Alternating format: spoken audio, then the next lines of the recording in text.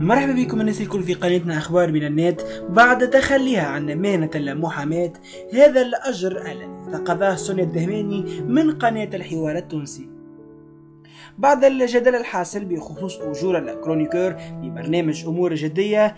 كشفت بعض المصادر عن أجر سونيا الدهماني التي تتقاضى 9000 دينار على خطة المستشارة القانونية و8000 دينار عن خطة كرونيكور في أحد البرامج اللي تصل 17000 دينار شهريا، يعني 17 مليون، مع العلم أنه لديها أسهم في القناة. ونشر موقع الحرية أجور كل من هادي الزعيم ورفيق بوشناق بعد برنامج أمور جدية، وهي على التوالي 1000 دينار لهادي الزعيم في الإعداد والتنشيط، و15000 دينار يعني 16 مليون شهريا لهادي الزعيم. وكذلك بعض الكرونيك الأخرى اللي توصل ما بين 1,500,000 و2,500,000 على الحصة الواحدة للكرونيكورات الآخرين.